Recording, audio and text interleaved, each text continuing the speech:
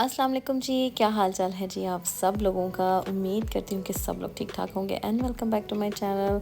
So sorry इतना ज़्यादा late vlog डालने के लिए, बिकॉज यहाँ पर आके अभी तक एडजस्टमेंट्स नहीं हो रही। मेरे बच्चे काफ़ी बीमार हुए हैं, सिर्फ इस वजह से व्लॉग जो है वो इतनी देर बाद आ रहा है। आपको पता है मानसून स्टार्ट हो गया और ये मेरे ख्याल से मानसून की सबसे पहली बारिश थी और क्या ही मौसम था, मैं कहती हूँ क्या ही मौसम था।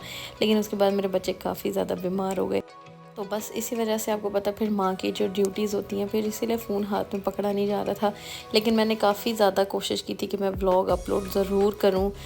मैंने थोड़ी बहुत व्लॉगिंग की थी और उस दिन इतनी बारिश थी, मेरे बच्चे इतना नहाए, मैं तो आराम से ये विंडो के आके बैठी हुई थी और मज़े से चिल कर रही थी। फिर एकदम से मुझे याद आया, मैं क्या क्यों ना मीठे मीठे पकौड़े बनाते हैं। तो खैर यहाँ पर मैं पकौड़े बनाने की कोशिश करी थी, लेकिन पाकिस्तान आके मुझे पता चला यहाँ पर गैस भी नहीं आती तो गैस नहीं थी। फिर जी हमारा जुगाड़ू काम जी, सिलेंडर जिंदाबाद।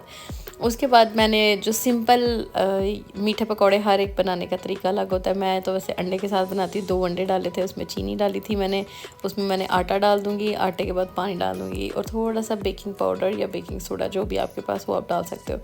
बस बेसिकली ये सिंपल सी रेसिपी, और ये इतनी टेस्टी बनते हैं, इतने टेस्टी बनते हैं और इतने सॉफ्ट होते हैं ना। और आटे के अंदर तो इसका फ्लेवर बहुत ही मज़े का आता है। अच्छे से विस्क कर लेना आपने, ताकि जो चीनी के जो चंक्स होते हैं ना, मतलब चीनी के वो क्या कहते हैं, दाने दाने, वो मुक जान। उसके बाद आपने जी इसमें आटा डाल देना है एज़ रिक्वायर्ड, आपको जितना भी डालना है। 2 अंडे इनफ होते हैं काफ़ी ज़्यादा बनाने के लिए भी। यहाँ पे मैंने स्टेन किया हुआ था आटा, इसलिए थोड़ा, इसलिए फिर मैं थोड़ा सा और बाद में ऐड कर दूँगी और फिर हम इसको मिक्स कर लेंगे अच्छे से। अगर आप दूध डालना चाहें वो भी डाल सकते हैं, लेकिन पानी के साथ इसका टेस्ट ज़्यादा मज़े का आता है, क्योंकि ये पकोड़े हैं इस वजह से। तो यहाँ पे जी इसको अच्छे से मिक्स करते हुए, स्टैंड नहीं था इसलिए हाथों से ही कैमरा पकड़ा हुआ था।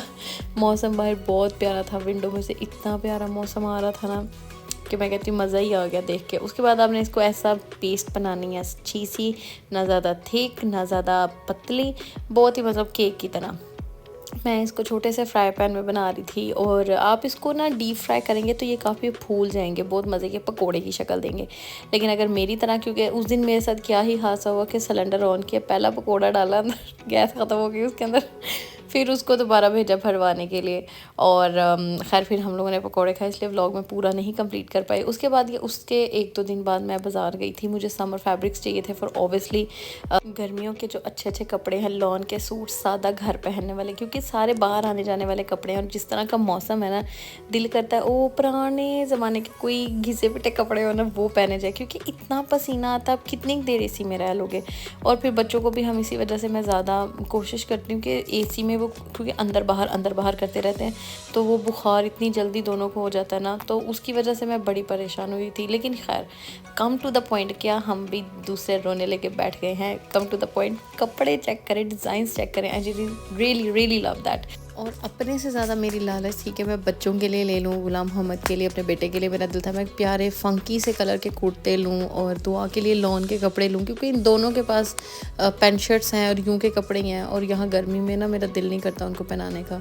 तो यहाँ पे ये 3 पीसेस इतने प्यारे थे और बहुत रीज़नेबल प्राइस में थे। आई थिंक 3500 3200 के थे। 3 पीस ऑल ओवर एक जैसे थे और फैब्रिक बहुत प्यारा था इनका। और पर मैं इस पर सोच रही थी कि मैं इस मौसम में ना अरेबिक लॉन ले लूँ। ये अरेबिक लॉन के डिज़ाइंस थे और मुझे इनके डिज़ाइंस बहुत अच्छे लगते हैं। लाइक जो अरेबिक लॉन पे होते हैं ना, बहुत ही फ़ाइन से होते हैं, और एक तो ये नरम सा फैब्रिक होता है और इस मौसम में तो बहुत ही अच्छा लगता है। तो ये येलो वाला ड्रेस तो मुझे बहुत पसंद आया था, एक ब्लैक बहुत पसंद आया था। फिर मेरा दिल कर था मैं लेसेस वगैरह ले लूँ, साथ ही एक ही दिन सारे काम निपटाने की कोशिश कर रही थी।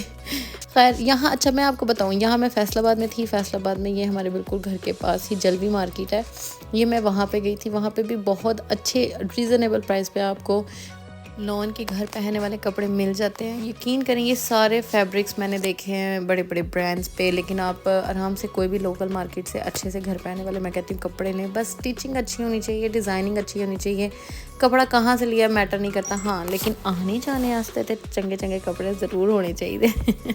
तो खैर यहाँ पर मैं आप लोगों को थोड़ा बहुत विज़िट करवा रही थी, और फैब्रिक्स बहुत अच्छे थे इनके, सारे डिज़ाइंस भी बहुत अच्छे आए हुए थे।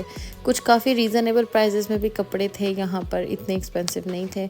और लेकिन ये जो 2 पीसेस थे वो 1500 1800 की प्राइसेस में थे, जो 2 पीस ऑल ओवर एक जैसा प्रिंट होता है वो। और डिज़ाइंस तो मुझे बहुत ही पसंद आ रहे थे ना, लेसेस काफ़ी अच्छी थी।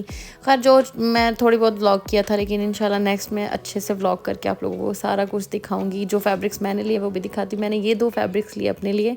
एक येलो मुझे बहुत अच्छा लग रहा था पहनने के लिए, इसमें कलर बहुत ब्राइट लग रहा था, और एक ये ब्लैक भी मुझे बहुत प्यारा लग रहा था।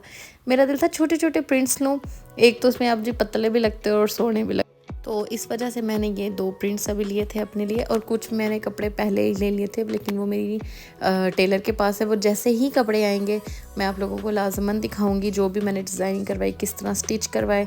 ये मैंने 2 कुर्ते शलवार लिए थे अपने बेटे के लिए। ये मैंने इसलिए येलो लिया क्योंकि मैंने दुआ का ईडन रोब से लिया था ड्रेस। बहुत ही प्यारा था उसका, ट्राउज़र शर्ट्स थे, और साथ में गुलाम मोहम्मद का तब साइज़ नहीं था इसी में, तो इसलिए मैंने बाज़ार से ले लिया। ये दुआ के लिए मैंने लिया था पूरा सूट, ये भी बहुत प्यारा प्रिंट था। फिर मैंने कहा बच्चों के थोड़े थोड़े करके अब कपड़े बनाऊंगी, तो उनकी डिज़ाइनिंग भी शेयर करूंगी। बहुत सिंपल प्यारे, बच्चे बहुत एलिगेंट लगते हैं। चलें जी, अब मुझे इजाज़त दीजिए। छोटा सा व्लॉग था, इंशाल्लाह नेक्स्ट वीडियो में मिलेंगे। तब तक के लिए जी अल्लाह हाफिज़। अपना बहुत सारा ख्याल रखिएगा और लाइक शेयर करिएगा।